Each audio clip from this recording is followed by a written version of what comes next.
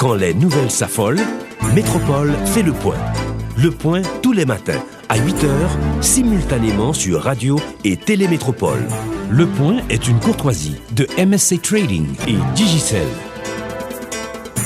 Madame, Monsieur, bonjour. Bienvenue à la rubrique Le Point de Radio et Télémétropole. Merci de votre intérêt et surtout de votre fidélité. Nous accueillons ce matin sur le plateau de la rubrique Le Point deux invités. Madame Renée Lamontagne, ancienne sous-ministre de la Santé, experte en leadership et gouvernance au Québec, professeur à l'École nationale d'administration publique, et Yves Lafortune, qui est avocat, maître en administration publique et évaluation de programme. Avec nos invités, on va parler de cet important symposium qui doit se tenir demain en Haïti.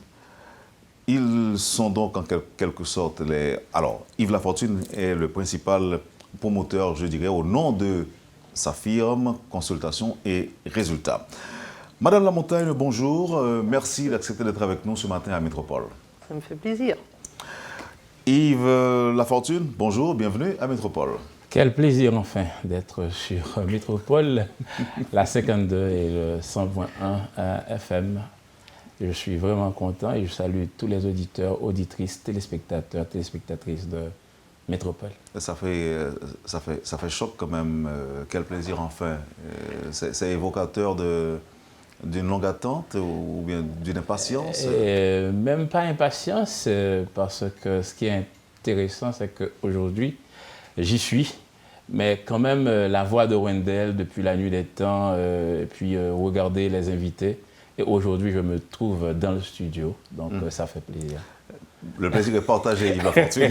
Alors, d'abord, la question que l'on se pose, en fait, je voudrais justement comprendre l'importance ou encore l'objectif de cette firme que vous avez apparemment créée, consultation et résultats. Pourquoi?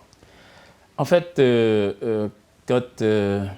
l'explication la plus simple, c'est ma part de don. Quand je revenais des études en administration publique, justement, madame qui est à ma gauche, madame Renée Lamontagne, que je salue, une fois au Café Vienne, ça c'est le restaurant de l'École nationale d'administration publique du Québec, on était en train de se parler et elle m'a dit, bon Yves, je te vois mal, parce que c'était elle mon coach, parce que dans ces écoles-là, on a un coach. Je te vois mal dans une administration, des fois ça ne marche pas, comment est-ce que vous allez supporter ça? Et de là, je me suis dit que j'ai été formé par l'État haïtien, donc il me faut faire quelque chose pouvant être utile. Et depuis cette conversation, j'étais dans la cour du campus et je me disais, qu'est-ce que je peux bien faire? Et puis là, je me suis dit, mais pourquoi ne pas donner des consultations vraiment qui donnent des résultats? Et d'où le nom de Consultation et Résultats, ma firme spécialisée en administration publique, politique publique, évaluation de programmes, collectivités territoriales, etc. Donc, je n'ai pas la carte avec moi, mais tout ce qui est d'administration publique, quoi. Et je rappelle rapidement, le thème du symposium, c'est le sens de l'État et les politiques publiques, deux défis majeurs pour l'administration publique en Haïti. Est-ce que, alors évidemment, j'aurai à m'adresser sous peu à Madame Lamontagne, mais est-ce que le thème a vu le jour en raison d'un diagnostic que vous avez fait ou que vous auriez fait? En fait, Consultation et Résultats est à son deuxième symposium. L'année dernière, c'était autour du nouveau management public, un défi majeur pour l'administration publique, où nous avons eu un professeur, le professeur Louis Côté, qui était donc invité d'honneur. Donc cette année, nous avions déjà, à la fin du symposium, bon, il y a lieu de noter aussi que le 18 juin de l'année dernière, nous avons remis à l'OMRH le rapport, l'acte de ce symposium. Et cette année encore, nous comptons remettre l'acte de ce symposium parce que c'est comme ces trois cercles appris dans des universités comme Harvard Kennedy School. J'ai la capacité, je vais chercher les supports pour influencer les politiques. Donc du coup, à ce deuxième symposium, est-ce que c'est un diagnostic? Est-ce que c'est une... Ou le suivi? Non, en fait, on est là, on agit toujours du lieu de nos capacités, on cherche des supports. Cette année, à notre tour là maintenant de saluer M. Uder Antoine, parce que c'est sous le haut patronage de l'OMRH que cela se fait. Donc, il a compris, mais enfin, nous avons bien entendu établi ce diagnostic.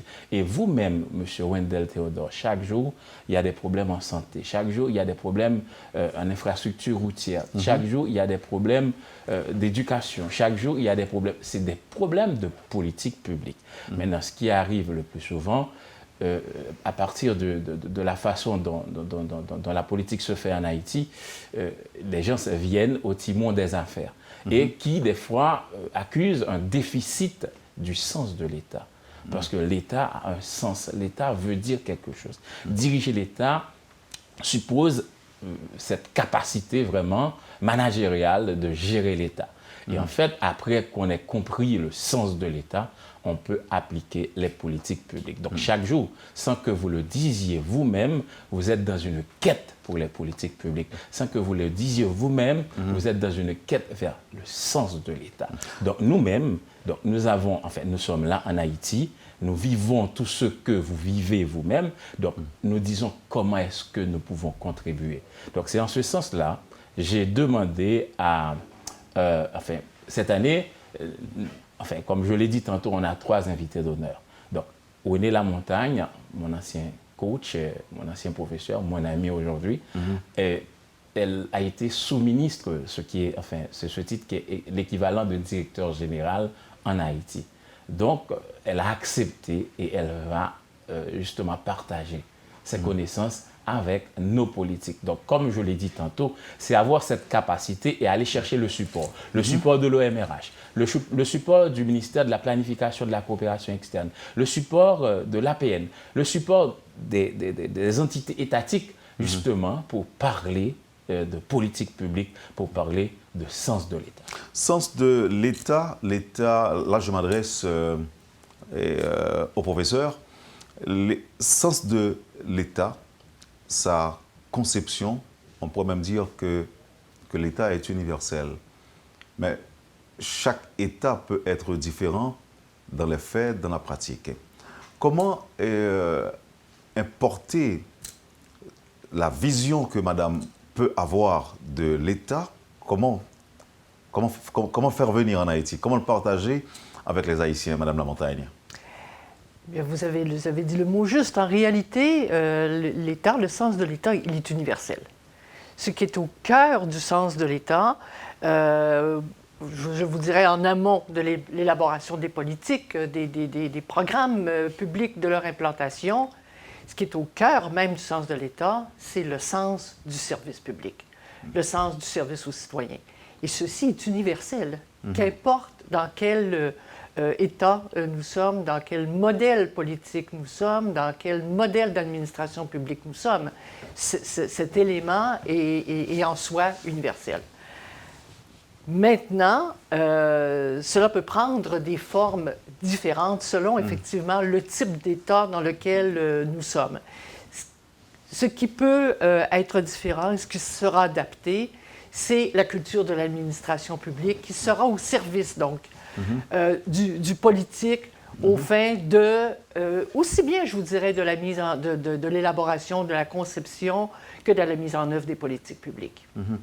Là, on se pose la question sur les politiques publiques entre un pays et un autre. Oui.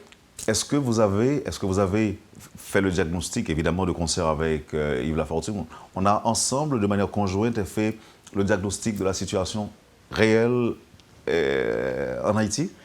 En fait, l'État est universel. Il revient à chaque État de prendre des dispositions pour la gestion de son pays. On ne peut pas importer ce qui se fait au Québec en Haïti. On ne peut pas importer ce qui se fait aux États-Unis en Haïti. Mais maintenant, il y a des outils. Le nouveau management public donne des outils. C'est des outils que le plus souvent, nos politiques aiment prononcer. Par exemple, ils disent la bonne gouvernance.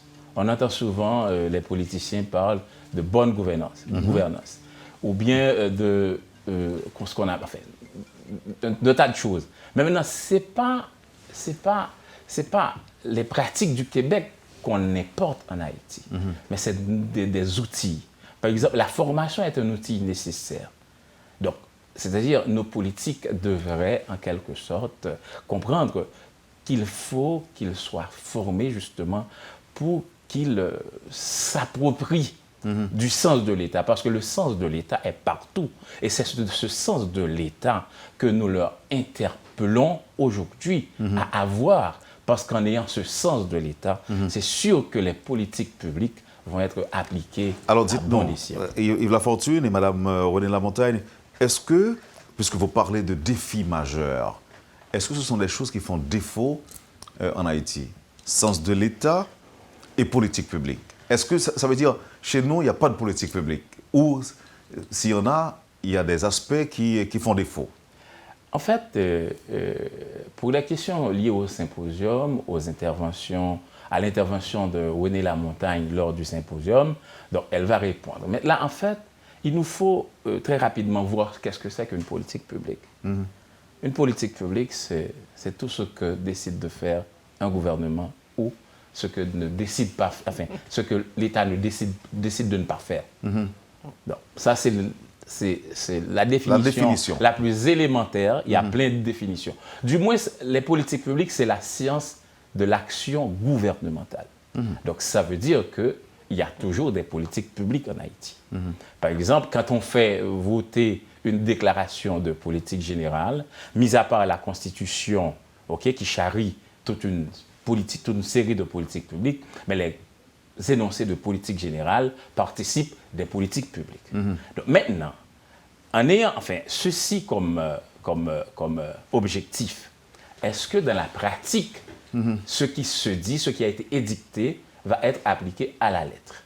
Donc là, c'est là la problématique des politiques publiques. Donc partout, il y a des politiques publiques. Mais est-ce que ces politiques publiques ont été donc appliquées? Là, je pourrais, par exemple, vous poser la question parce que c'est cette quête.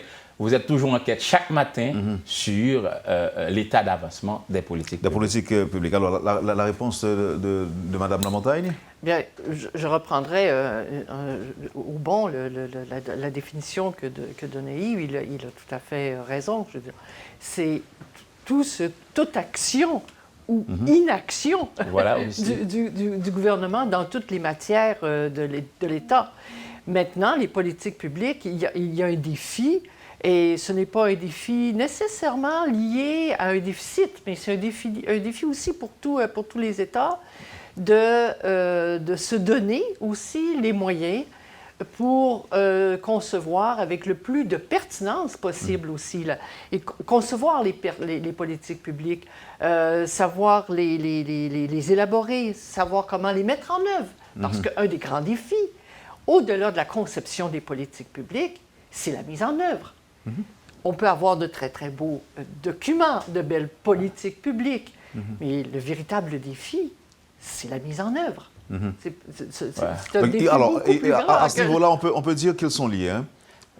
Le sens de l'État et mise en œuvre des politiques publiques. Et le sens de l'État, les politiques publiques devraient être liées au sens de l'État. Alors, nous disons le sens de l'État parce que c'est ce sens de l'État qui va amener à bien élaborer les politiques publiques. Maintenant, une fois que la conception est bien faite, l'élaboration est au rendez-vous, maintenant on va passer à un niveau qu'on appelle la mise en œuvre des politiques publiques. D'où, c'est comme une chaîne.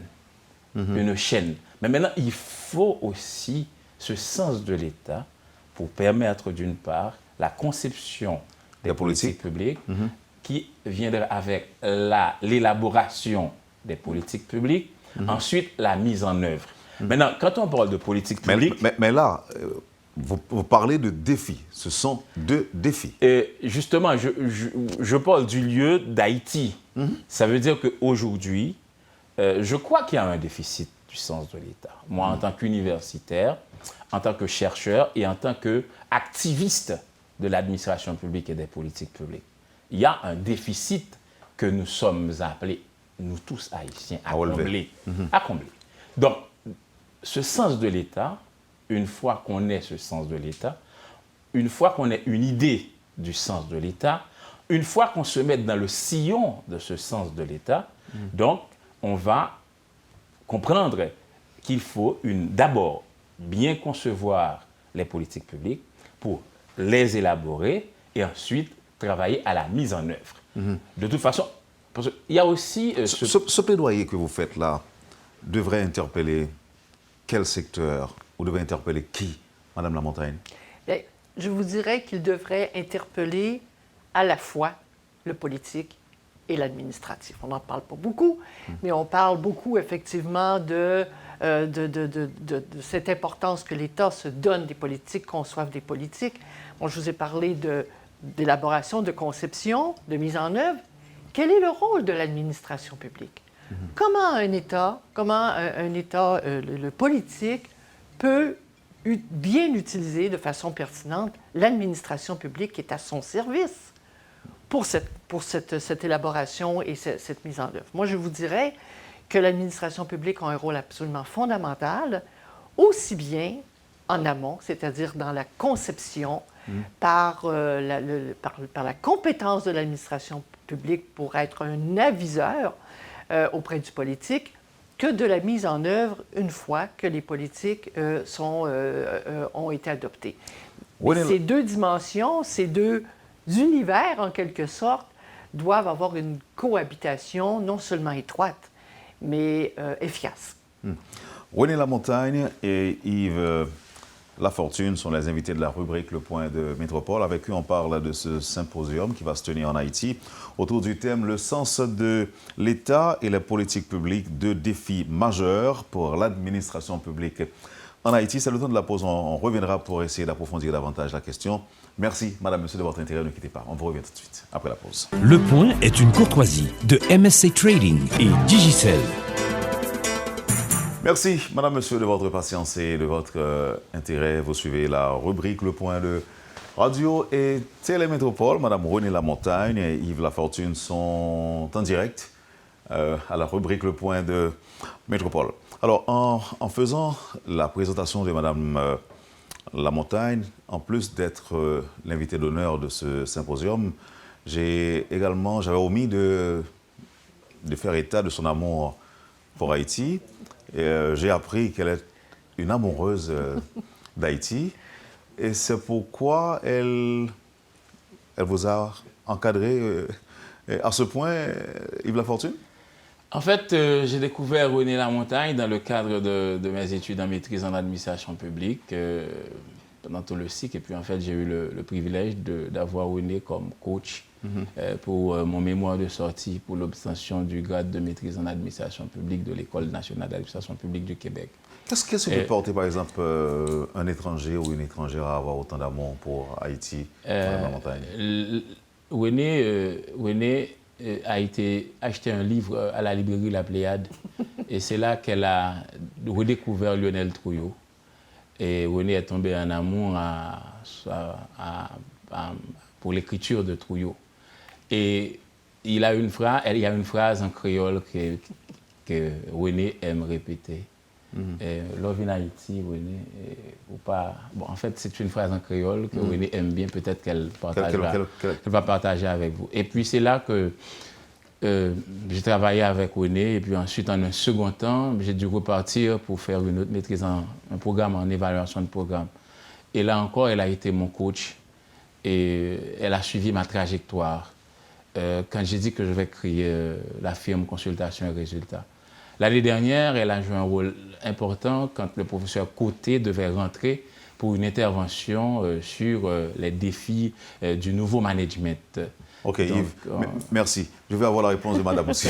Dites-nous, Madame, qu'est-ce qui peut porter un étranger ou une étrangère à avoir autant d'amour pour Haïti? Honnêtement, je ne renie pas effectivement cet amour particulier que j'ai pour la littérature haïtienne, plus particulièrement pour celle de Lionel Trouillot. Mais au-delà, effectivement, de cet attachement, je vais vous dire que ce qui a été mon véritable coup de cœur pour Haïti, ça a été à partir de la connaissance, de la rencontre des personnes que j'ai rencontrées ici. J'ai commencé à venir en Haïti pour la première fois en 2005.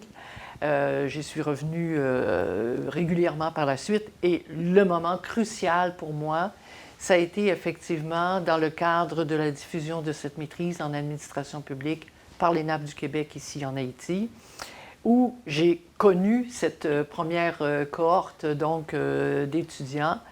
Et vous savez, c'est comme n'importe quoi dans la vie. Ce sont d'abord et avant tout avec des personnes qu'on tombe en amour. Ça, c'est avec, au-delà du pays, tout dépend des personnes qui l'habitent. Moi, j'ai rencontré ici des personnes d'une grande intelligence et surtout d'un engagement absolument phénoménal envers leur pays. Ce sont les étudiants que j'ai côtoyés, cohorte après cohorte. J'en ai rencontré 3 cohortes. Et pour moi, effectivement, il y avait des leçons aussi à tirer. Je me suis sentie rapidement très, très engagée parce que je considérais aussi que le Québec avait en quelque sorte une dette envers Haïti. On oublie souvent que le Québec, au moment de sa révolution tranquille, dans les années 60, lorsque nous avons démocratisé l'accès à l'éducation, pour tout le monde, nous aussi, nous étions en déficit, effectivement, de compétences. Et qui est venu nous aider à éduquer nos jeunes enfants, à démocratiser notre éducation? Ce sont des enseignants haïtiens. Par conséquent, d'être ici maintenant, de partager, je vous dirais, nous ne sommes pas là pour exporter, nous sommes là pour partager, mieux comprendre. La phrase clé à laquelle Yves faisait allusion, moi j'ai appris ici à écouter, à avoir plus de questions que de réponses. Et plus on pose de questions, effectivement, plus les réponses avec des personnes comme Yves émergent.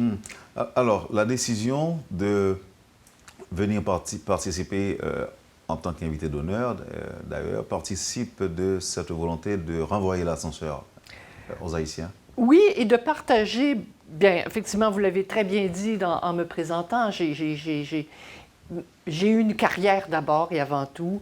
Moi, je me définis comme une praticienne de l'administration publique. Ça a été ma première carrière dans la vie. J'ai fait le métier de gestionnaire public à plusieurs niveaux, au plus haut niveau, donc comme administrateur d'État, comme sous-ministre.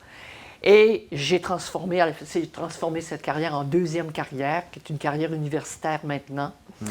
Et je considère que d'avoir pu servir mon pays, ça a été un privilège. Et je considère que j'ai la responsabilité maintenant de partager. De partager et partager aussi bien au Québec qu'ici, puisque je suis aussi bien chez moi ici qu'au Québec. Alors, vous avez tantôt affirmé que ce symposium doit interpeller le politique et l'administratif. Est-ce qu'on peut en peu de mots dire c'est là le public ciblé, le public cible de consultation et résultats? En fait, aujourd'hui, on parle de gouvernance. La gouvernance n'est plus cette simple définition de Larousse. La gouvernance aujourd'hui demande à ce que Wendell Théodore dise sa façon de penser. La gouvernance aujourd'hui demande à ce que René Lamontagne dise sa façon de penser. La gouvernance demande aujourd'hui à ce que l'État entende ce que Wendell a en tête, ce que René Lamontagne a en tête et ce que moi j'ai en tête. Donc, ça interpelle l'administratif, le politique. Cela ne devra plus se faire de façon verticale. René a parlé tout à l'heure de la révolution tranquille. Cette révolution tranquille du Québec, parce que là, à un certain moment, souvent, je demande à mes frères haïtiens de regarder vers le Québec. Autour des années 40, le Québec avait aussi beaucoup de problèmes. Ce sont les élites québécoises qui se sont réunies et ils se sont dit, voilà, il nous faut nous fixer des objectifs, il nous faut aller vers l'avant. Et c'est dans cette perspective aussi que le Québec a demandé à l'ENA de leur aider à faire l'ENAP. L'ENAP, aujourd'hui, c'est là où sont formés les fonctionnaires québécois.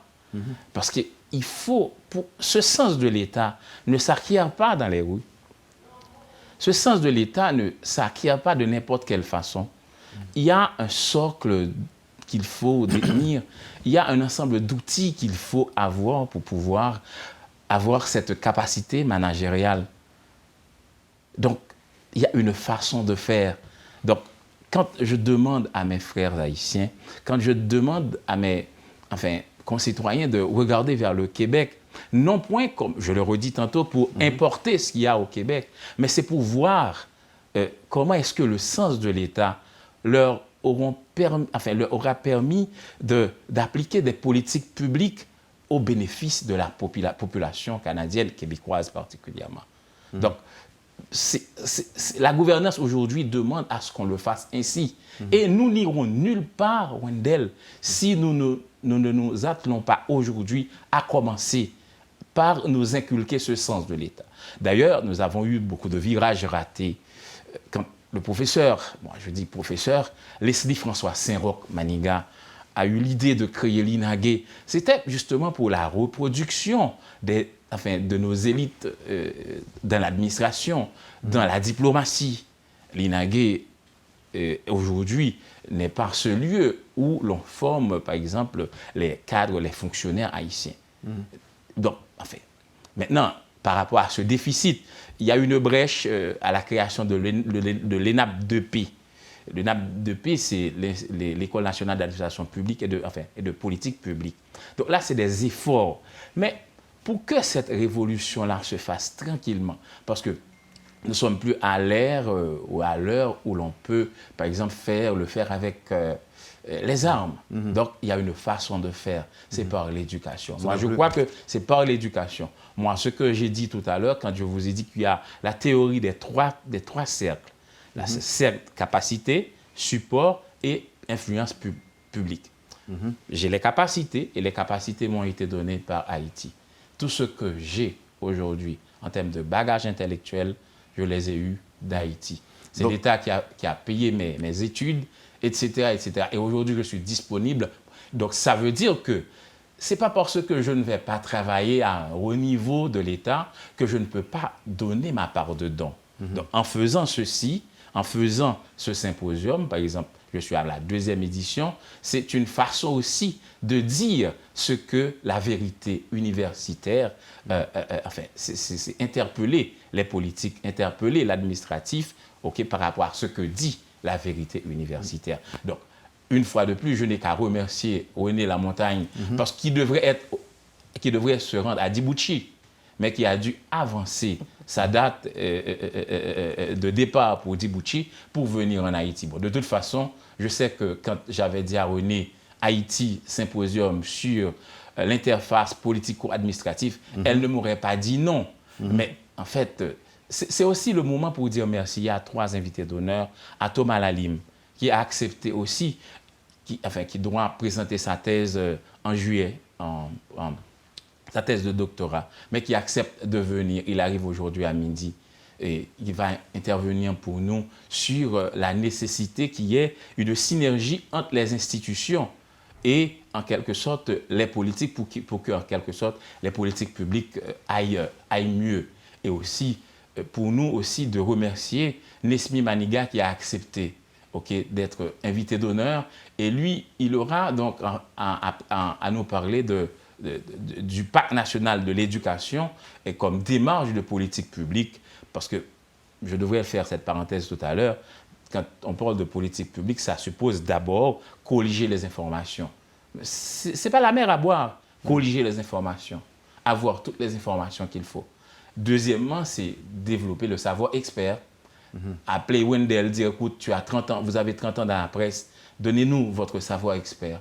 Ensuite, assurer de l'intra-cohésion. Ça veut dire que la salle des nouvelles, la direction de programmation sont d'accord sur ce que nous menons, ce que nous avons comme objectif. Et ensuite, l'infra-cohésion. Nous assurer que et les journalistes et les employés de métropole et les employés de toutes les sections s'accordent, s'entendent, et puis ensuite faire un projet pilote.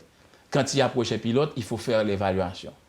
On fait l'évaluation et puis on dit, voilà là où l'on a échoué, on recommence comme dans la gestion de projet, comme un cycle.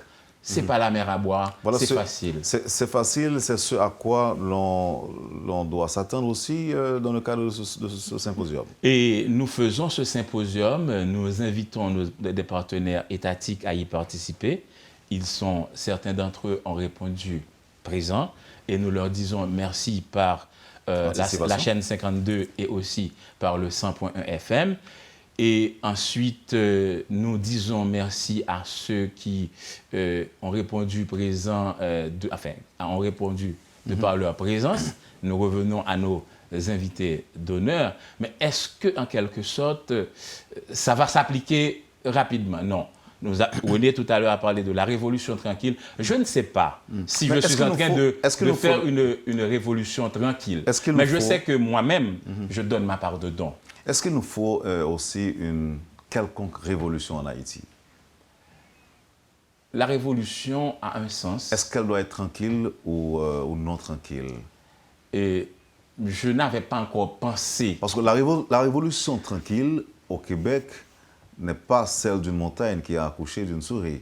Ça a apporté des résultats, n'est-ce pas, Madame la Montagne? Fondamental. Mais fondamental. Il faut mais qu'est-ce qu'il nous faut? Qu'est-ce qu'il nous faut aujourd'hui? Il faut d'abord que la montagne accouche de souris, pour ensuite accoucher de rats, pour ensuite accoucher de chats, et ensuite accoucher de chiens, accoucher de vaches, accoucher d'éléphants, etc. Et d'hommes et de femmes, finalement. Parce que, en fait, on a dit que... non, mais écoutez, et souvent, on le lit des endroits et que on a la résistance au changement. Parce qu'aujourd'hui, par exemple, quand René Lamontagne parlait des cohortes, c'est des cohortes formées. Mais maintenant, aujourd'hui, par exemple... Vous permettez, Yves, les Québécois s'étaient rendus compte qu'il y avait des problèmes.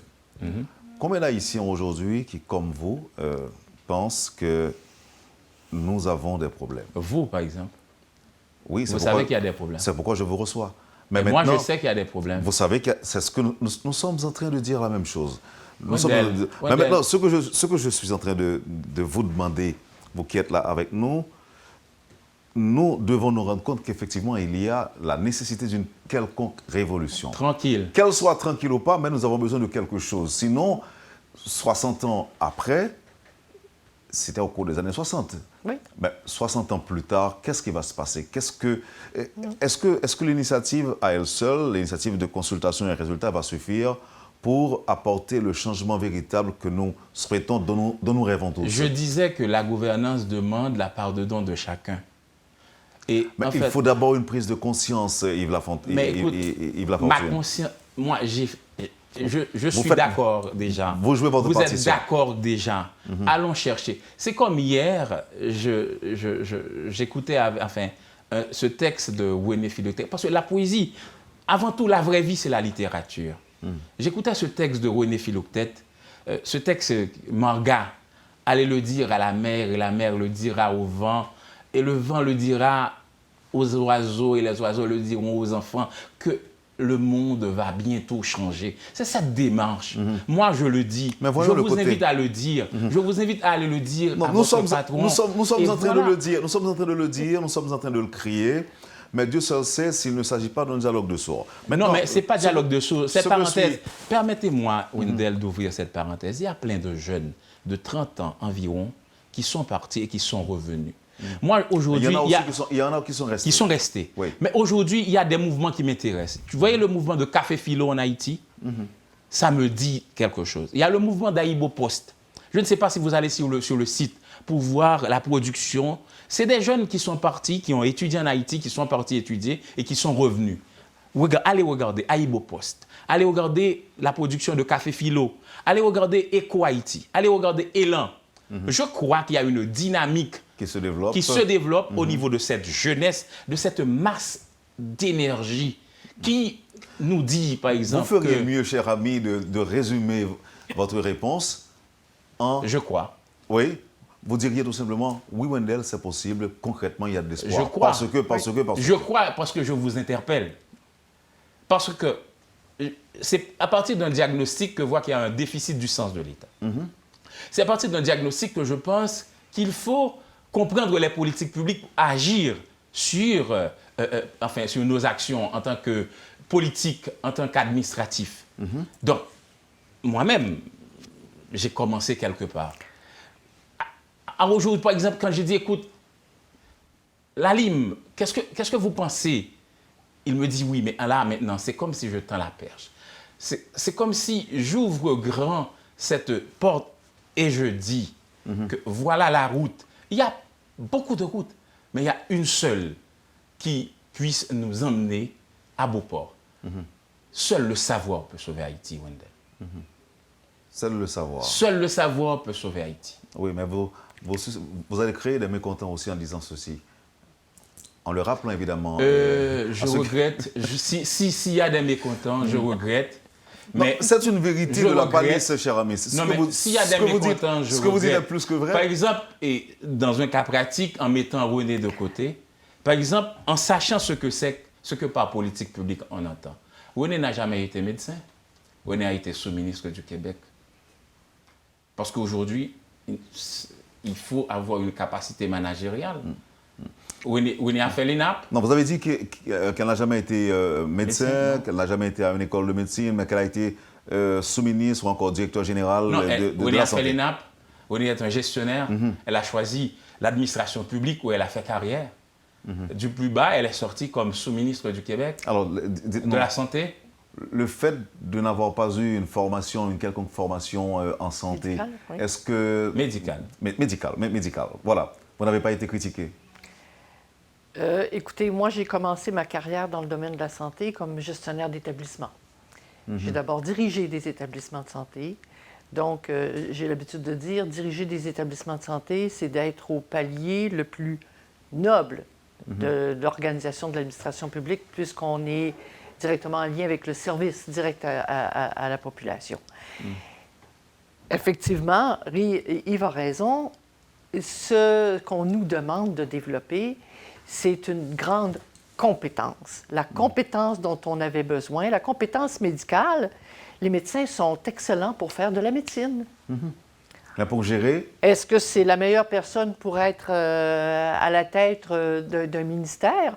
Je vous dirais, moi, le meilleur gestionnaire, et plus son niveau s'élève, plus il va démontrer sa qualité en étant capable de s'entourer de personnes plus compétentes que lui. Par conséquent, effectivement, il faut être capable de se dire, je suis le chef d'orchestre. Maintenant, quelles sont les compétences que je n'ai pas et que je devrais combler par une équipe sur laquelle j'exercerai du leadership. Vous êtes experte en leadership et gouvernance au Québec et vous, cher ami, vous êtes maître en administration publique et évaluation de programme. Si nous devons parler d'Haïti, et si je dois me référer à ce que vous avez dit tantôt, que l'homme résiste souvent au changement, est-ce que vous entrevoyez, vous voyez déjà venir ce changement en Haïti? Je réponds... Ou bien est-ce que c'est possible le changement à moyen terme? Quand René est entrée en Haïti, elle a rencontré des personnes. Elle est tombée amoureuse de ces gens, de ces personnes. Et c'est ces personnes-là qui ont étudié, qui aujourd'hui, par l'État haïtien, ont une maîtrise en administration publique. Donc vous êtes optimiste apparemment, et vous croyez? Quand je sais qu'il y a Café Philo dans ce pays, quand je sais qu'il y a Aïbo Post, ces jeunes d'Aïbo Post, quand je pense qu'il y a Élan, quand je pense qu'il y a Écho d'Haïti, je pense que la parole a été dite quelque part et le vent l'a donné à l'air l'a donné à l'oiseau. Et l'oiseau l'a dit à des enfants que le monde va bientôt changer. Le monde va bientôt changer. Alors ça, c'est la poésie de Philoctète dans Marga. Attendons de voir. Yves Lafortune, il y a deux activités qui sont prévues. D'abord, il y a le cocktail, c'est demain jeudi. Demain, on lance, demain, la conférence de presse de lancement, ça se tient à l'OMRH, c'est pas sur le carton, avec les invités d'honneur et les partenaires. Et ensuite, il va y avoir un atelier, deux ateliers, ce qu'on appelle un workshop, sur la gouvernance que l'OMRH organise au Marriott pour les politiques, bien entendu, dans le cadre d'un échange avec René Lamontagne, Magali Cadet-Rodrigue qui est entrée aussi pour venir participer à ce symposium. Et puis, il va y avoir au ministère de la Planification et de la Coopération externe un atelier de travail entre Thomas Lalime, un ancien du CTPEA, celui qui va présenter sa thèse et qui alimente une rubrique du Nouvelliste pour les idées du changement, autant que je me rappelle. Donc c'est Thomas Lalime qui va entretenir les étudiants finissants du CTPEA. Et puis dans l'après-midi, c'est le cocktail avec les partenaires, les invités d'honneur. Oui. Ceux qui ne sont pas des invités d'honneur non plus. Aujourd'hui, je dis merci au professeur Henneck Jean-Charles, le Premier ministre qui sera là avec nous demain soir. Et puis, le vendredi, ça c'est la journée du symposium avec les présentations de René Lamontagne sur l'interface politico-administrative, Thomas Lalime, institutions et politique publique, le professeur Fritz Dorvilliers, Hervé Saint-Preux, qui aussi a fait l'ENAP, qui interviendra sur la résilience urbaine en matière de politique publique, qui encore Magali Cadet-Rodrigue sur la gouvernance et l'action gouvernementale. Donc ce sera un menu très intéressant pour le vendredi 6 mai au Caribé Convention Center. Merci, merci. Alors madame a parlé tantôt de... Oui, je ne pouvais pas ne pas réagir aux derniers propos de Yves. Moi, je partage son optimisme. Et je vous dirais, parce que je vous ai entendu parler de résistance au changement, je crois que ce terme est un peu galvaudé. Je crois qu'il faut parler beaucoup plus de réaction au changement. C'est beaucoup plus facile de gérer des réactions au changement que de gérer la résistance au changement. Et il faut absolument prendre en compte, je vous dirais même avant, la mise en œuvre des politiques publiques, leur élaboration, être capable de faire un diagnostic aussi des lieux et plus particulièrement des motifs qui peuvent amener des réactions au changement, comprendre ces réactions. Et il y a une forme de leadership absolument importante à exercer à ce niveau. Merci. Et vous avez aussi parlé de gens qui doivent être interpellés. Vous avez dit les politiques, sachant que les politiciens ne sont pas forcément des politiques. Est-ce que les politiciens, eux aussi, seront attendus? Et justement, je n'ai pas... C'est peut-être... enfin, à partir de votre micro, de ce médium qu'est Métropole, médias, radio et télévision, j'invite les anciens candidats et les candidats à la présidence, parce que aussi, il faut savoir. Donc, demain, vendredi, c'est l'occasion pour eux d'apprendre. C'est vrai que c'est dommage pour nous que les politiciens, le plus souvent, ne soient pas des administratifs. C'est dommage. Mais c'est là qu'il faut arriver. Et je pense que l'effort de l'État haïtien a formé. Parce que depuis la nuit des temps, l'État forme des Haïtiens.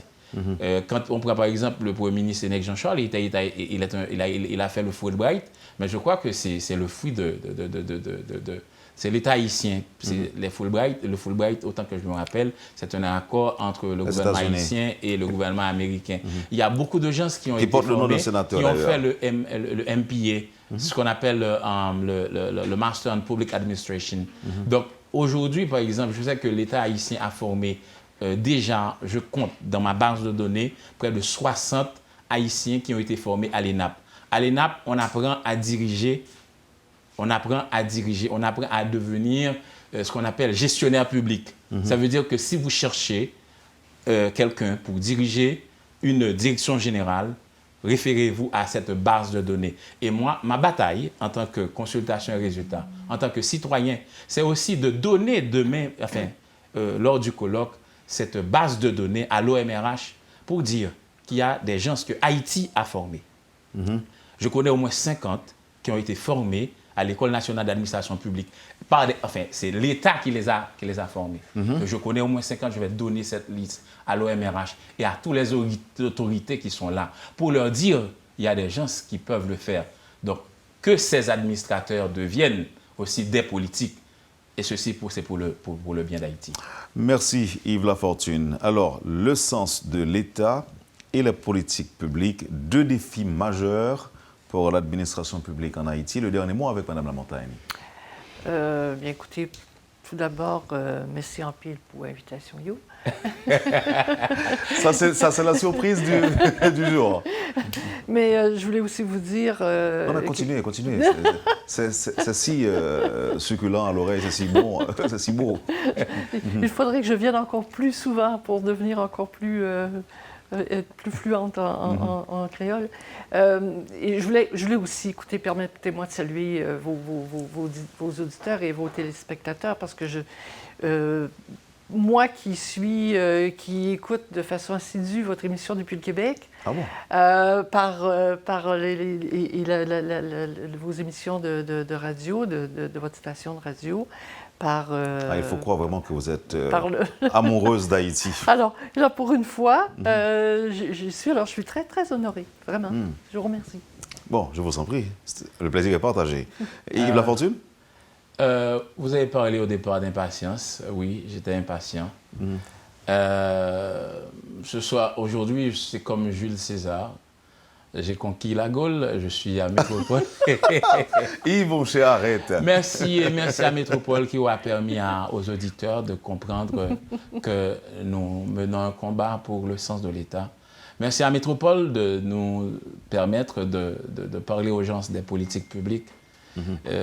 Merci aussi... Plutôt que de faire de la politique tout le temps, donc on parle de politique publique. Je vous l'avais dit, nous parlons un langage nouveau. C'est pas en soi, mais maintenant je pense que c'est là qu'il faut aller. Il faut savoir pour agir sur la ville. Il faut savoir pour agir sur le pays. Le pays nous a formés et le pays nous a donné le savoir, et puisse ce savoir se mettre au bénéfice de notre pays. Il faut savoir pour bien gérer la cité. Je ne te le fais pas dire. Je te tutoie en finale. Hein? Tu as le droit. Merci. Merci encore une fois. Voilà, madame, monsieur, 2 invités ce matin à la rubrique Le Point. René Lamontagne et Yves Lafortune autour de cet important symposium, la 2e édition évidemment, de consultation et résultats. On retient le thème de cette édition, le sens de l'État et la politique publique, 2 défis majeurs pour l'administration publique en Haïti. Je vous remercie infiniment, madame, monsieur, de nous avoir accueillis chez vous, de nous avoir acceptés chez vous, espérant que ceci a été utile pour vous, cette émission. Nous vous donnons rendez-vous demain. Encore une fois, René Lamontagne et Yves Lafortune, bonne chance, succès continu et à bientôt. À moi de vous remercier, Wendell. Voilà. Au revoir, madame. Au revoir, merci. À demain. Quand les nouvelles s'affolent, Métropole fait le point. Le point tous les matins à 8h, simultanément sur Radio et Télémétropole. Le point est une courtoisie de MSC Trading et Digicel.